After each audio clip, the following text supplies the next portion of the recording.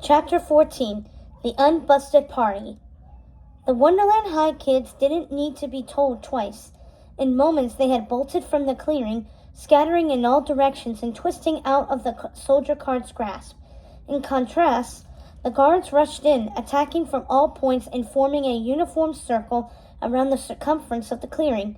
It was chaos, with the firelight glinting off the soldiers' cards' shining red and black uniforms and the movement all in a blur. Red and Ace tried to dodge while Chester grabbed at Red's book bag and the remaining plates. "Are you kidding?" Red cried. "Leave it!" "They'll know it was us," Chester yelled back. "Pretty sure they already know," Ace said. "Split up," Red shouted, running in the direction opposite them and trying to draw the guards' attention. She didn't have a plan, even if she did manage to escape. What then? Going home didn't seem like an option right now. The point ended up being moot, just as Red lunged for an opening in their ranks. One soldier card grabbed her arm and held it as fast as she struggled. When she turned around, Chester and Ace were caught too. They were marched through the hedge maze very unceremoniously and separated in 3 different waiting rooms. It was a tactic, Red knew, that the Queen used to prevent prisoners from getting their stories straight with one another. Red paced the room, hands behind her back, and fuming. She hoped no one else had gotten caught. She was less mad at the soldier cards for breaking up the crowd than she was at herself for not throwing a party that was really worth breaking up. The cards had done little more than disperse a loose gathering. At last, the soldier card knocked at her door and led her to her mother's throne room. When Red got there, it was empty save for the Queen. The Queen of Hearts sat in her ornate black and red chair, the one with the heart-shaped back. Red expected her to be in one of her rages, but the only expression on her face was the look. Red approached the throne and folded her arms. She tried not to think of the little boy who had been whisked away for stealing tarts at the unparty. "Where are Ace and Chester?" The Queen sniffed. "I sent them home." "Did you get what you wanted out of them?" Red sneered. "Red, your little friends," she wrinkled her nose. "I don't at all want you getting too chummy. They're a bad influence, you know." "Why? Because they actually want to do normal stuff like hanging out with friends?" The Queen's eyes flashed. "Because royalty should not have friends. It is not only unseemly, it's dangerous. Do you hear me? People may take advantage of you. You don't know people's true motives, and what's more, it makes you a weak ruler." "Oh, come on," Red seethed. "Chester and Ace would never. How will you rule with an iron fist if you're skipping through the forest with some townsfolk? How will you lay down the law if you have to answer to every simpering, bleeding heart you come across?" Red took a step back, feeling the force of her mother's words as if it were physical.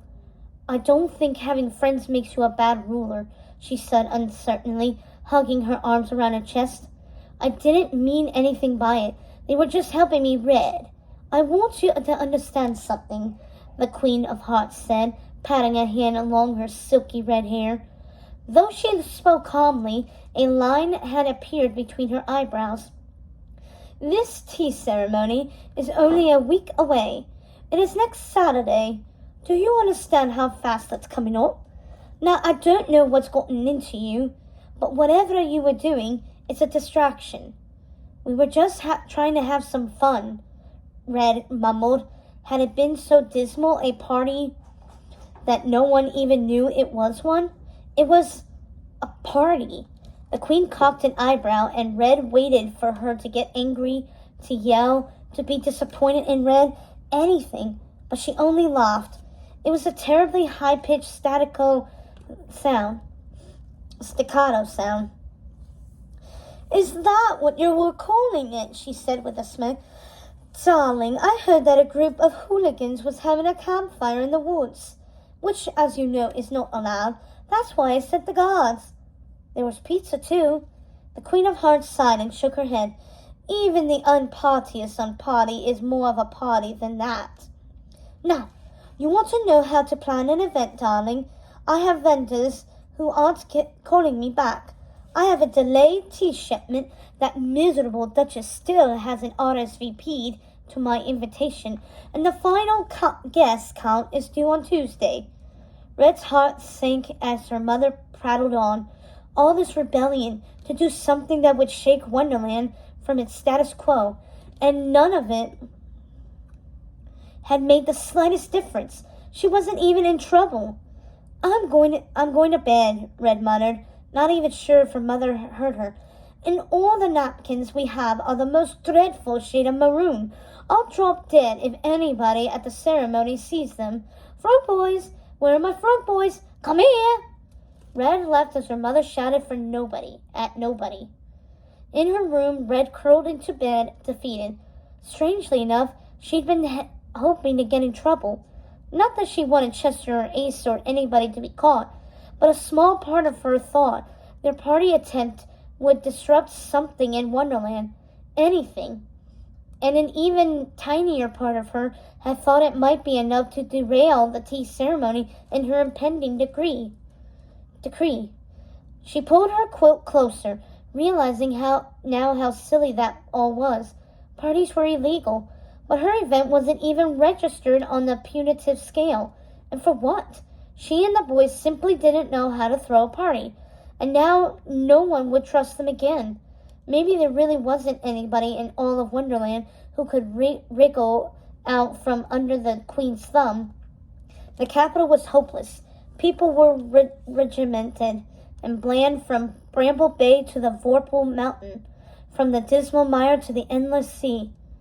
Red paused in her line of thought, staring intently into the middle distance. The sea and the town at its edge nagged at her again. Wait, that was wrong. What was it about Bramble Bay? Things are different up there, Chester had said. Tweet and Dora had seemed to share a knowing glance about it too. Red rolled over restless, once, twice, willing the morning to come faster. She needed to get some answers.